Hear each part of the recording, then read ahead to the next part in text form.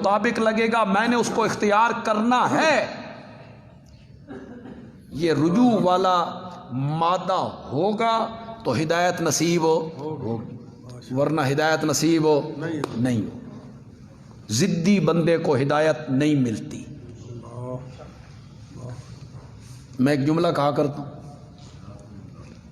اس کی تشریح تو نہیں کروں گا، آپ تھوڑا سا ذوق دکھائیں تو آپ خود سمجھ جائیں گے۔ ہدایت طالب کو ملتی ہے، طالب و طالب تلاش کرے، تلاش، دل میں امنگ ہو کہ میں نے راستہ دیکھنا ہے، سیدھے راستے پہ میں نے چلنا ہے، تحقیق کرنی ہے میں نے، یہ کہ میں نہیں مانتا تسا قرآن دی آیتاں بھاویں پڑھ پڑھ کے دسو میں نہیں مننا، میرے ماں باپ کا مذہب ہے، اس کو پھر اللہ دھکا مارتے ہیں، اس کے بارے میں اللہ کہتے ہیں ختم اللہ ہو، جہنم سے پہلے پھر وہ ٹھہر نہیں سکتے، غضب میں آ جاتے ہیں۔ اللہ اکبر، اللہ اکبر۔ اس کا تعلق علم سے بھی کوئی، تعلیم سے بھی کوئی۔ کتنے دنیاوی تعلیم یافتہ لوگ ہیں، اللہ اکبر، بیرسٹر ہیں، جج ہیں، جسٹس ہیں، ڈاکٹر ہیں، اسپیشلسٹ ہیں، مزاروں پہ دھکے کھا رہے ہیں، سجدے کر رہے ہیں، نظریں مار رہے ہیں، نیازیں مار رہے ہیں، شرک کر رہے ہیں، شرک کر رہے ہیں۔ کتنی تعلیم، اس کا کوئی تعلق نہیں تعلیم سے۔ میں اکثر آپ کو سناتا ہوں کہ ہم نے ایک مرتبہ شروع کیا، بھائی قرآن بھی حفظ کروائیں گے ساتھ مڈل کروائیں گے، تو بچے دو، تو ہمارے پڑوس میں ایک بڑے افیسر تھے، اس وقت وہ 18ویں گریڈ میں تھے، انہوں نے بھی اس لالچ میں بچہ ہمیں دے دی، تو وہ بچے کا کبھی پوچھنے کے لیے آتے ہوئے میرا بچہ کیسا جا رہا ہے، تو قاری صاحبان سے ان کی ذرا سلام دعا محبت پیار ہو گیا، تو وہ قاری صاحبان اسے سمجھاتے تھے، قرآن کھول کھول کے نہ اسے دکھاتے تھے، قل انما انا بشر مثلکم قل لا املک لنفسی نفعا ولا ضرا قل لا اقول لکم عندی خزائن اللہ ولا اعلم الغیب۔ خدا گواہ ہے بھئی اتنی واضح آیتیں، کتنی واضح ہیں، ولا اعلم الغیب، میں غیب نہیں جانتا، کتنی واضح ہے۔ اس میں جناب یعنی کہ چونکہ چنانچہ اگرچہ مگرچہ ذاتی عطائی چکر چلانا، تو وہ مجھے قاری صاحبان بتانے لگے کہ بالکل سمجھ گیا، کہتا ہے بالکل ٹھیک ہے، بشریت کی بات بھی ٹھیک ہے، علم غیب کی بھی ٹھیک ہے، مختار کل کی بھی ٹھیک ہے، قرآن بھی یہی کہتا ہے، لیکن میری ماں میں وصیت کی تیسی بے بریلوی رانائی جی۔ اب ماں نے تو قبر میں ساتھ نہیں نہ جانا، ماں نے اپنی قبر میں جانا ہے، تم نے اپنی قبر میں جانا۔ یہ ضد اسے کہتے ہیں ہٹ دھرمی۔ میری ماں نے کہا تھا اسی عقیدے پہ رہنا ہے، ہمارے بڑوں کا یہ نظریہ ہے، سرداری ہے، چودراہٹ ہے، گدی ہے، گدی، مان جائیں گے تو یہ گدی ختم ہو جائے گی، یہ نذرانے ختم ہو جائیں گے۔ ہدایت ملتی ہے طالب کو، جو طلب کرے، طلب خواہش ہو، اور اگر طالب نہ ہونا تو پھر ابو طالب بھی ہونا تو اس کو ہدایت نہیں ملا کرتی، اسے ہدایت نہیں ملتی۔ ضد آ جائے، چودراہٹ آ جائے، اب کلمہ پڑھ لوں، برادری میں تو ناک کٹ جائے گی، لوگ میری اولاد کو تانا دیتے پھریں گے، تو اسے دادے دے پوترے ہو، جس نے ڈر کے کلمہ پڑھ لیا تھا، نہ بھائی نہ، میں اپنی اولاد دے پیچھے داغ نہیں لوانا چاہتا۔ تو اللہ کہتے ہیں ہدایت اس کو ملتی ہے جس میں کیا ہو، انابت ہو، دل والا برتن سیدھا رکھے، ضد چھوڑ دے، خواہش کرے صراط مستقیم کی، کہ میں نے صراط مستقیم کو تلاش کرنا ہے، تو پھر اسے ہدایت نصیب ہوتی. تو آیت نمبر 25 میں اللہ نے ایک دلیل نقلی از جملہ انبیاء بیان کی. تمہارے پاس شرک کی کیا دلیل ہونی ہے؟ ہم نے تو ہر نبی کی طرف یہی وحی کی تھی، لا الہ الا انا، کہ میرے سوا الہ اور معبود کوئی نہیں، فاعبدون، عبادت کی ہر قسم میرے لیے تم نے کرنی. وقالوا اتخذ الرحمن ولدا، اس کو ہماری اصطلاح میں کہتے ہیں شکوہ. اللہ مشرکین کے رویے پہ کیا کرتے ہیں؟ ان کا کوئی قول ذکر کرتے ہیں لیکن بطور شکوہ ذکر کرتے ہیں. اللہ کہتے ہیں میری دلیل دیکھو، میری دلیلیں دیکھو، میری الوہیت عقلی دلیلوں سے، میری الوہیت نقلی دلیلوں سے کس طرح واضح ہے. میرے دلائل دیکھو، ان کی باتیں سنو، بجائے ماننے کے اور تسلیم کرنے کے یہ کیا کہہ رہے ہیں؟ قالوا اتخذ الرحمن ولدا، وہ کہتے ہیں رحمان نے اولاد بنا لی ہے. رحمان نے بیٹا بنا لیا ہے، اولاد بنا لی ہے اس نے. یہودی کہتے تھے عزیر اللہ کے بیٹے ہیں، عیسائی کہتے تھے عیسیٰ اللہ کے بیٹے ہیں، اور مشرکین مکہ کہا کرتے تھے کہ فرشتے اللہ کی بیٹیاں ہیں. یہ سورۃ صافات میں اللہ اس کو بیان کرتے ہیں، اور جگہوں پہ بھی اللہ ان کو اس چیز کو بیان کرتے ہیں. سورۃ نحل میں بھی اللہ نے اس کو بیان کی، فرشتے اللہ کی بیٹیاں ہیں. اللہ تعالی نے فرمایا جب میں فرشتوں کو بنا رہا تھا یہ اتھے موجود سن، انہاں ویکھیا سی بھی وہ مذکر نے کہ مونس نے. اللہ نے ایک جگہ پہ یہ بھی اللہ نے کہا، یہ وہاں موجود تھے، یہ دیکھ رہے تھے کہ میں نے ان کو مذکر بنایا یا مونس بنایا. اور ایک جگہ پہ اللہ نے کہا واہ بھائی واہ، اپنے واسطے پتر تھے میرے واسطے انتخاب تم نے بڑا کیا ہے. اپنے لیے بیٹیاں پسند نہیں کرتے اور میرے لیے بیٹیاں پسند کر رہے ہو. میں اکثر یہ بات کہا کرتا ہوں، کوئی نیا آدمی آیا ہے تو اللہ کرے اس کی سمجھ میں یہ بات آ جائے. یہ اتخذا یہ کس طرف اشارہ ہو رہا ہے؟ وہ کہتے ہیں رحمان نے بیٹا بنا لیا. اتخذا کا کیا معنی ہے؟ بنانا. رحمان نے بیٹا بنا لیا ہے.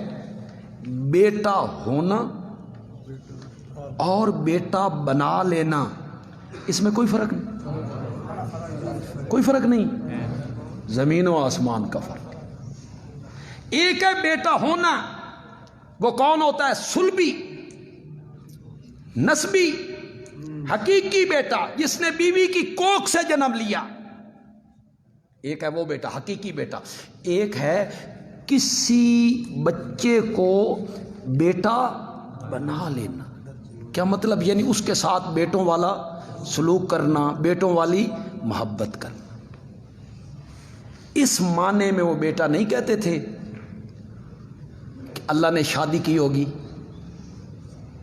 پھر اللہ کی بیوی امید سے ہو گئی ہوگی، پھر دن پورے ہوئے ہوں گے، پھر اللہ کے ہاں بیٹا پیدا ہوا ہوگا، اللہ نے کہا اس کا نام عزیر رکھ دو. اس اتنے پاگل نہیں تھے. اس معنی میں بیٹا کہتے تھے کہ اللہ کی بیوی ہے، اللہ نے شادی کی ہوگی. وہ ایک لطیفہ ہے نا، دلی کی کسی جگہ پہ یا کسی شہر میں ایک پادری کھڑا تھا اور وہ تقریر کر رہا تھا عیسیٰ اللہ کے بیٹے ہیں.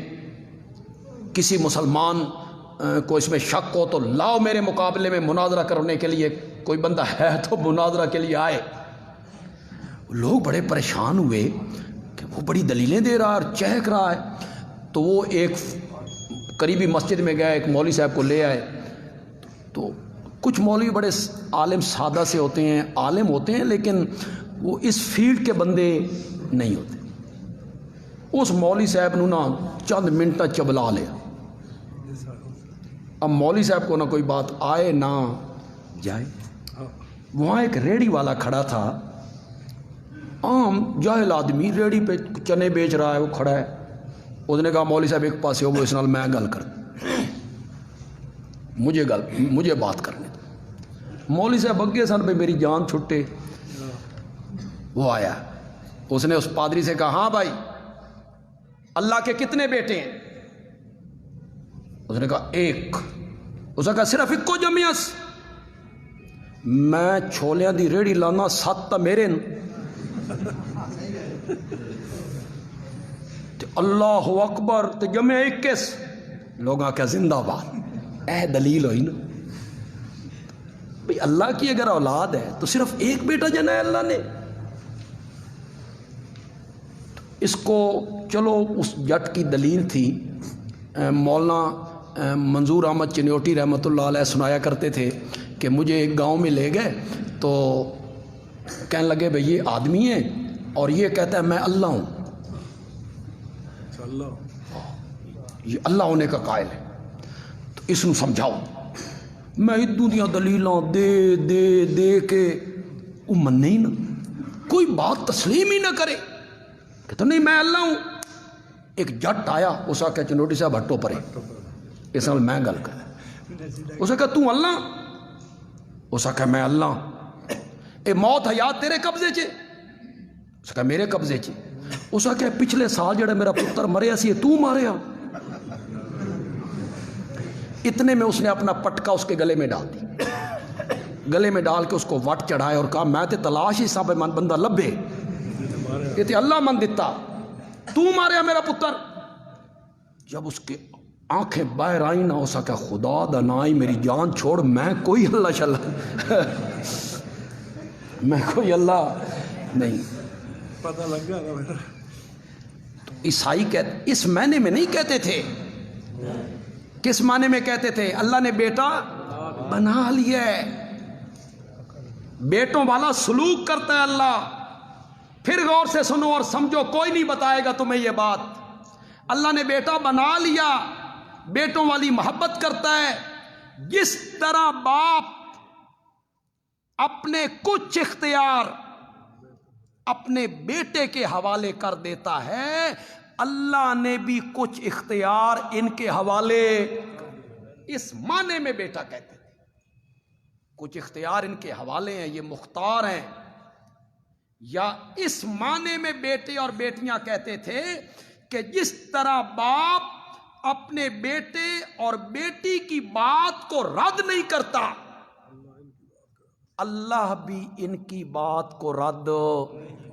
اس معنی میں بیٹا کہتے تھے ساڈی سندا نہیں، انہاں دی نظریہ ایک ہی آ رہا ہے، اوپر سے ایک ہی نظریہ ہے. یہ اللہ کے پیارے ہیں، اللہ کے محبوب ہیں، ہمارے کام اللہ سے کروا دیتے ہیں، ہماری باتیں اللہ تک پہنچا دیتی ہیں. ان کی اللہ نہیں موڑتا، ان کو اختیار حاصل ہیں. اللہ نے ان کے اس قول کا بڑا خوبصورت جواب دیا. جواب کی بھی کئی شکیں ہیں، مزہ ہی آ. اللہ نے پہلا جواب دیا سبحانہ، سبحان اللہ. وہ اولاد سے، اسے کیا ضرورت ہے اولاد کی؟ بل عباد مکرمون، بلکہ جن کو تم اس کی اولاد ٹھہرا رہے ہو وہ اس کے بندے ہیں. معزز، مکرمون معزز، عزت والے. فرشتے ہوں وہ بھی اس کے غلام ہیں، انبیاء ہوں وہ بھی اس کے غلام ہیں. اور غلام اور مالک میں بڑا فرق ہوتا ہے. لا یسبقونہ بالقول، وہ اس سے آگے بڑھ کر بات بھی نہیں کر سکتے. اللہ اکبر. ولا یسبقونہ بالقول، جو آگے بڑھ کے اس سے بات کر لے بات بھی نہیں کر سکتے.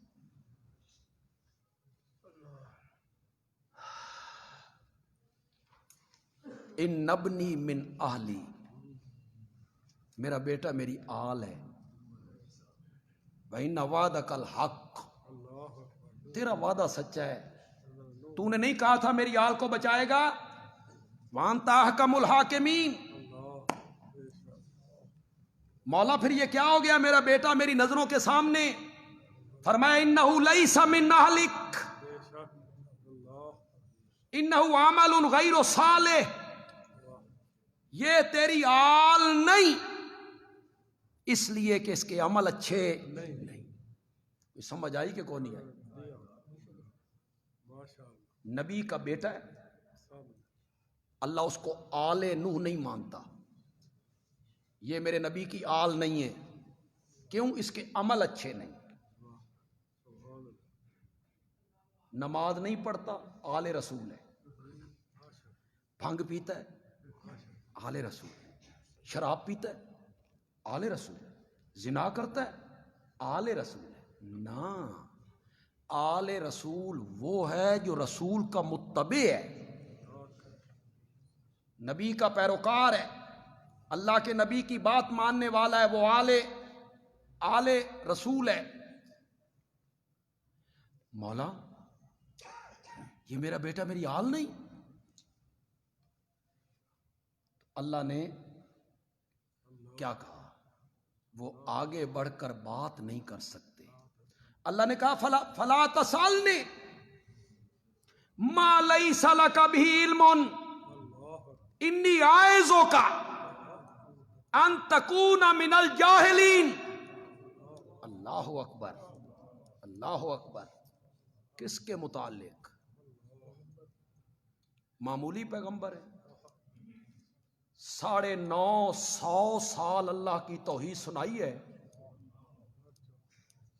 950 سال اللہ کی توحید سنائی. اور اگر مفسرین کی وہ بات مان لوں کہ نوح 9 سے ہے، رونا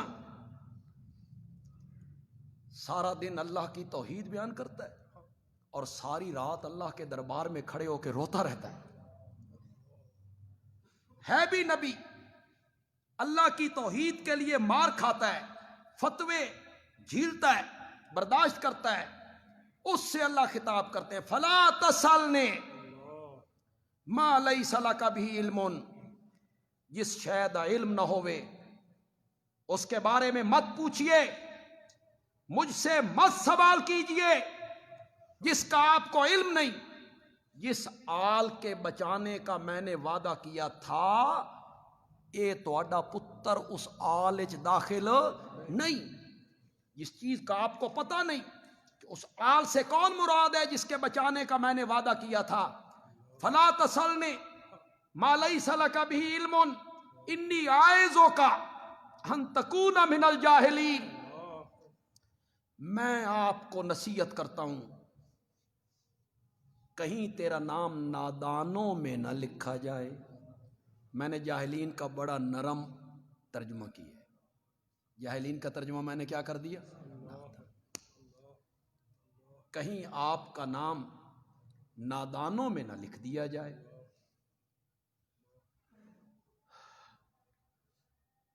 اور حضرت نوح علیہ السلام جواب میں کہتے ہیں مولا میں تیری پناہ مانگتا ہوں کہ میں اس چیز کے بارے میں پوچھوں جس چیز کا مجھے علم نہیں ہے.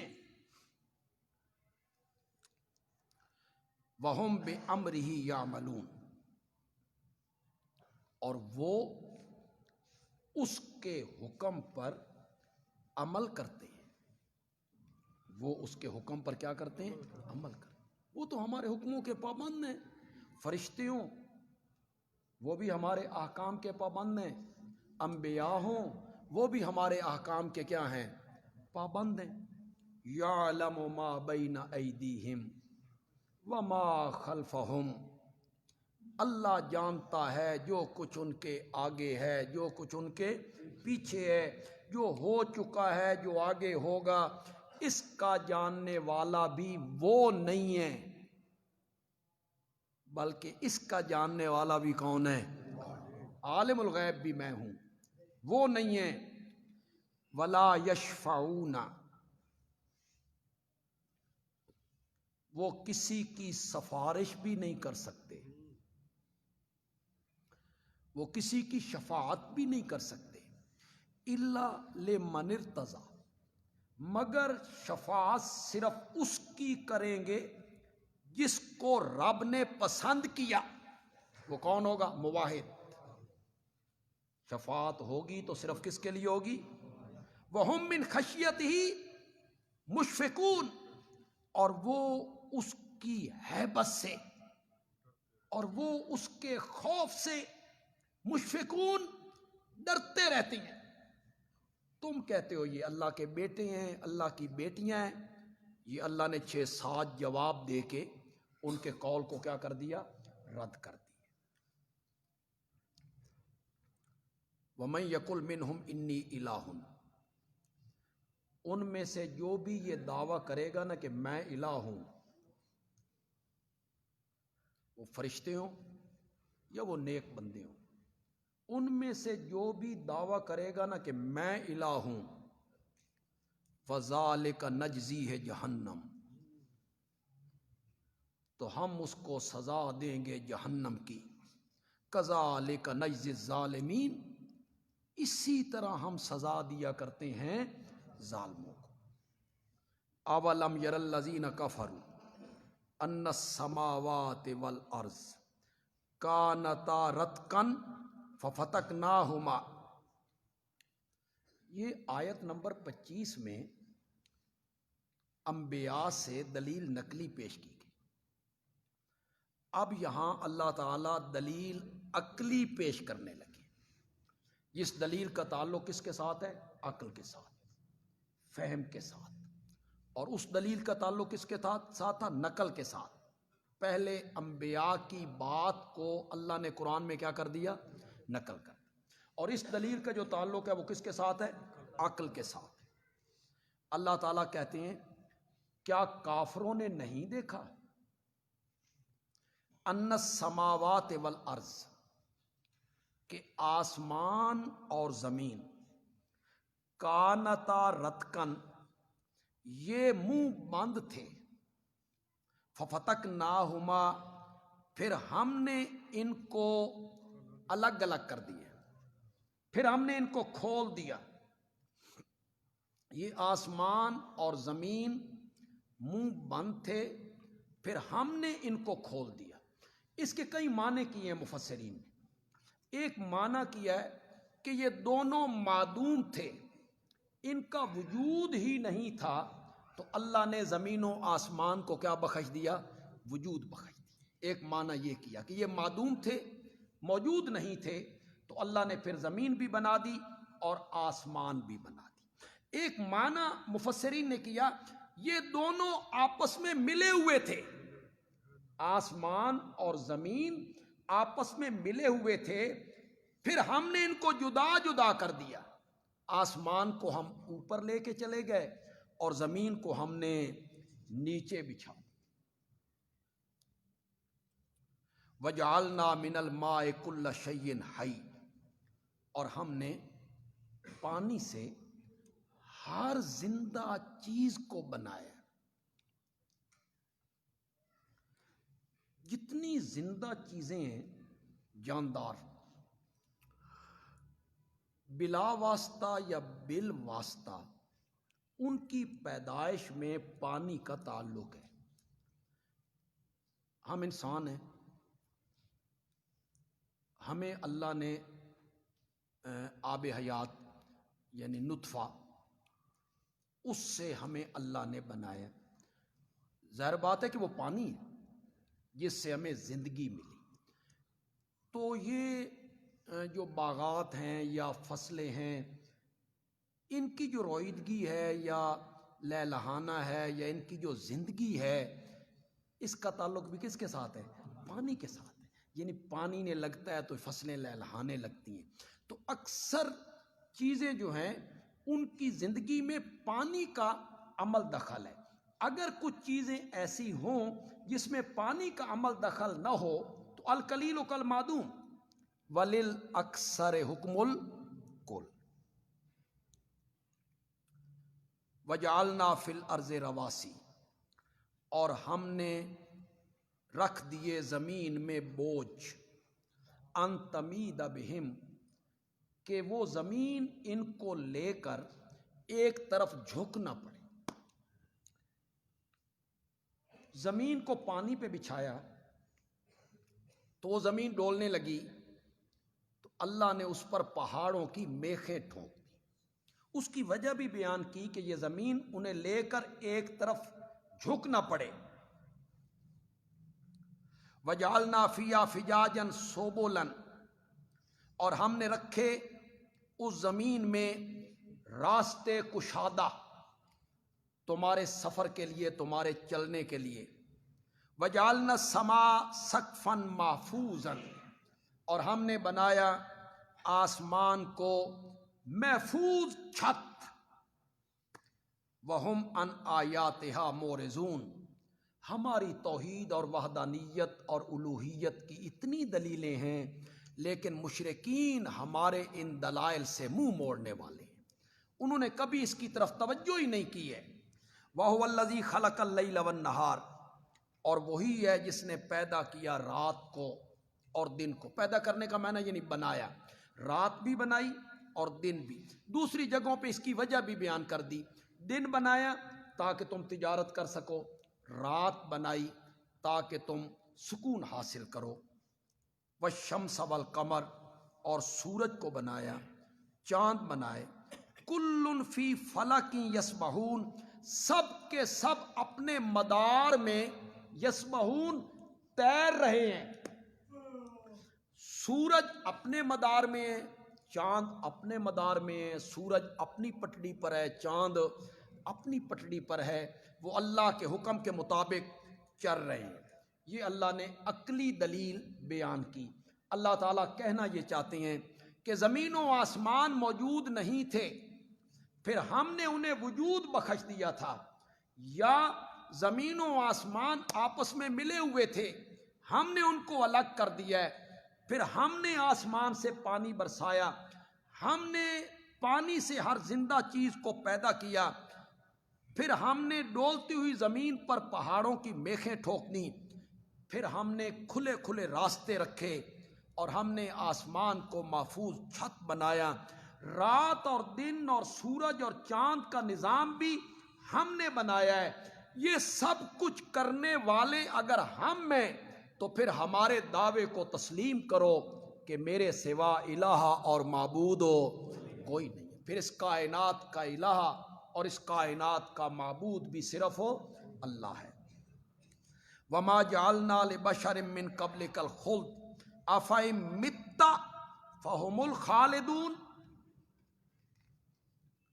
کل نفس ذائقۃ الموت۔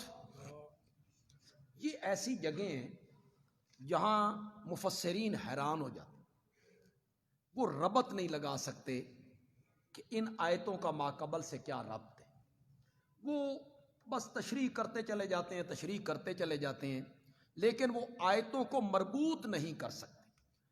رئیس المفسرین مولانا حسین علی الوانی رحمۃ اللہ علیہ، وہ نظم قرآن کے قائل ہیں، وہ کہتے ہیں کہ یہ قرآن ایک مربوط کتاب ہے، اس کی ہر آیت کا دوسری آیت سے کیا ہے، تعلق۔ اب عقلی دلیل کے بعد یہ کہنا کہ ہم نے آپ سے پہلے کسی انسان کے لیے ہمیشہ رہنا نہیں بنایا کہ کوئی ہمیشہ رہے، نہیں، اس کا کیا تعلق ہے پچھلی آیتوں سے؟ تو اگر آپ کو یاد ہو تو جب ہم نے سورت کو شروع کیا تھا تو مشرکین کے کچھ اعتراض تھے، شبہات تھے۔ ان میں ایک شبہ یہ تھا کہ یہ جو مدعی نبوت ہے یہ بازاروں میں چلتا پھرتا ہے، تجارت کرتا ہے، اس کے بال بچے ہیں، کھانے کا محتاج ہے، یہ نبی کیسے ہو سکتا ہے؟ اللہ نے اس کا جواب دے دیا کہ آپ سے پہلے جو ہم نے نبی بھیجے تھے وہ سارے کے سارے کھانا کھایا کرتے۔ تو ایک اعتراض ان کا یہ تھا کہ ان پر تو موت آ جائے گی، تو یہ نبی کیسے ہو سکتے؟ انہوں نے تو موت کا جام پی لینا ہے۔ تو اللہ نے وہاں اس کا جواب دیا کہ کسی نے یہاں ہمیشہ نہیں رہنا۔ اسی جواب کو، وہ جو ان کا اعتراض تھا اور اس کا جواب تھا، یہاں اللہ نے اس کو ذرا تفصیل کے ساتھ ذکر کر دیا۔ اللہ نے فرمایا آپ سے پہلے کوئی انسان اس دنیا میں ہمیشہ رہا ہے کہ آپ نے ہمیشہ رہنا ہے، اسی دنیا میں آپ نے ہمیشہ رہنا ہے؟ آپ سے پہلے کوئی بشر اس دنیا میں ہمیشہ نہیں رہا۔ افئن مت، کیا اگر آپ پر موت آ جائے، فہم الخالدون، تو انہوں نے ہمیشہ رہنا ہے؟ یہ جو اعتراض کر رہے ہیں کہ آپ پر موت آ جائے گی، آپ اس دنیا کو چھوڑ کے چلے جائیں گے، میرے پیغمبر اگر آپ نے موت کا جام پی لیا تو یہ جو مشرکین ہیں، کفار ہیں، آپ کے مخالفین ہیں، انہوں نے ہمیشہ رہنا ہے؟ انہوں نے بھی اس دنیا میں ہمیشہ نہیں رہنا۔ آپ نے بھی اس دنیا میں ہمیشہ نہیں رہنا، انہوں نے بھی اس دنیا میں ہمیشہ نہیں رہنا۔ کیوں؟ کل نفس ذائقۃ الموت، ہر جی نے موت چکھنی ہے، ہر جی نے موت کا ذائقہ چکھنا ہے۔ ہمیشہ اس دنیا میں کسی نے نہیں رہنا ہے۔ الموت باب وکل الناس داخلہ، الموت کاس وکل الناس شاربہ، موت ایک ایسا دروازہ ہے جس میں سے ہر بندے نے ایک دن گزرنا ہے، اور موت ایسا جام ہے جو ہر بندے نے ایک دن پینا ہے، کوئی اس سے مستثنا نہیں ہے۔ موت کے قانون ایک ایسا اٹل قانون ہے، موت ایک ایسا اٹل قانون ہے جس سے کوئی مستثنا نہیں، نہ انبیاء، نہ اولیاء، نہ فرشتے، نہ اتقیاء، نہ صلحاء۔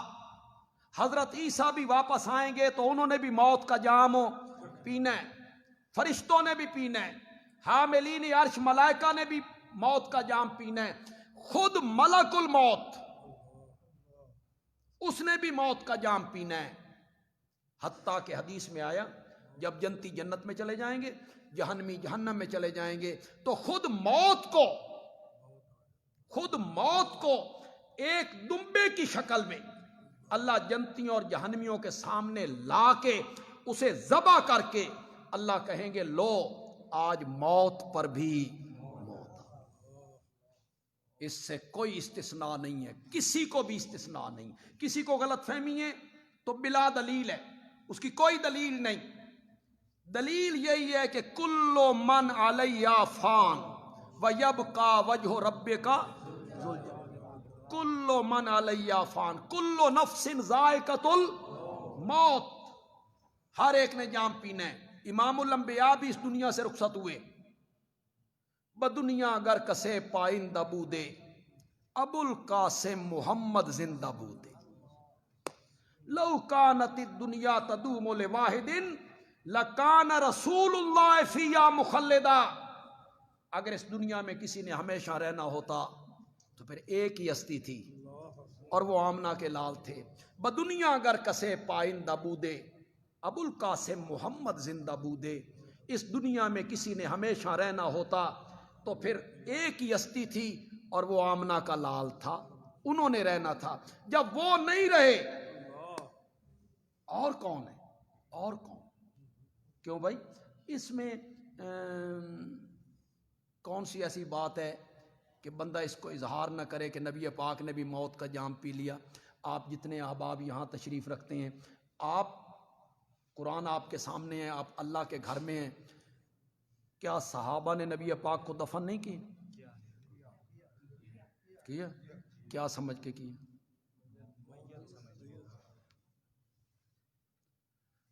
کیا سمجھا؟ یا تے رل جاؤ انہاں نال، شین نال، ان کے ساتھ مل جاؤ۔ وہ کہتے ہیں صحابہ الیاذ باللہ ظالم تھے، نبی پاک کے دشمن تھے، یا تے ملو انہاں نال، اور اگر ان کی مخالفت کرنی ہے کہ نہیں صحابہ وفادار تھے، صحابہ میرے نبی کے یار تھے، صحابہ میرے نبی کے محب تھے، صحابہ میرے نبی سے پیار کرنے والے لوگ تھے، تو پھر صحابہ نے دفن کیا یا نہیں کیا؟ تو کیا سمجھ کے کیا؟ افَإِن مِتَّ، یہ قرآن بول رہا ہے، قرآن ہمارے متعلق تو بڑا کہہ دیتے ہو بھئی یہ نبی پاک پر موت کا لفظ بولتے ہیں، میت کا لفظ بولتے ہیں، تو اس قرآن کو کہاں آپ لے جائیں گے؟ افَإِن مِتَّ فَهُمُ الْخَالِدُونَ۔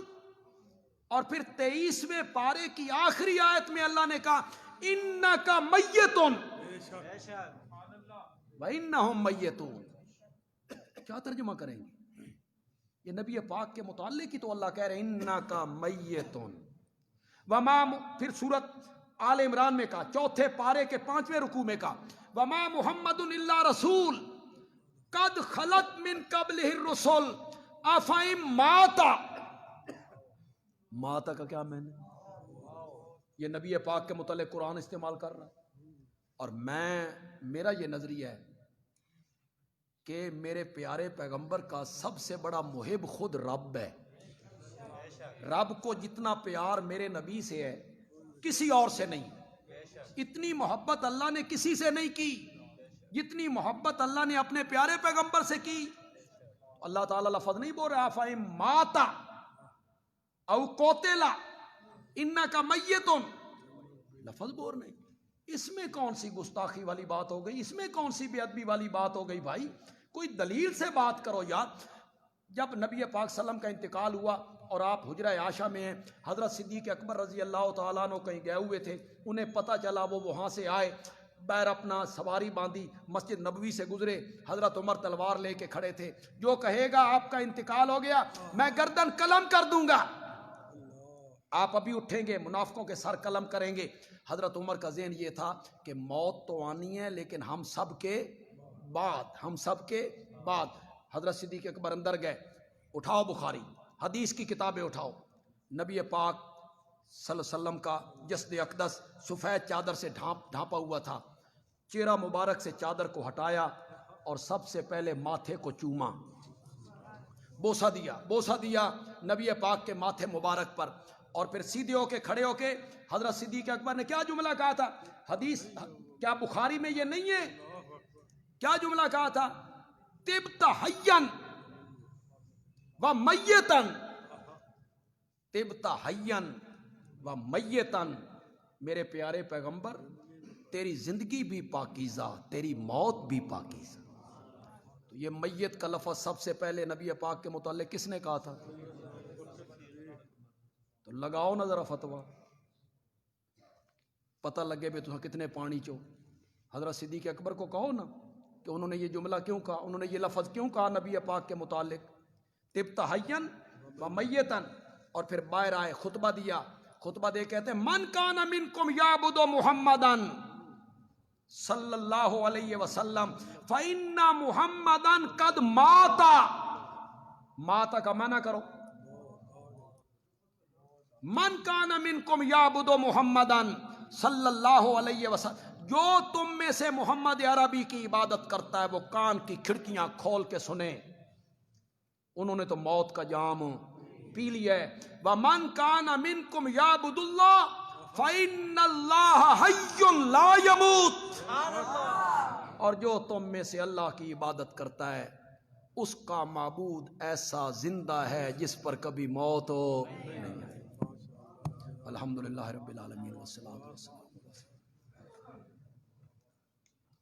ربنا آتنا فی الدنیا حسنہ وفی الآخرۃ اجمعین آمین۔ ابھی اذان کے بعد فوراً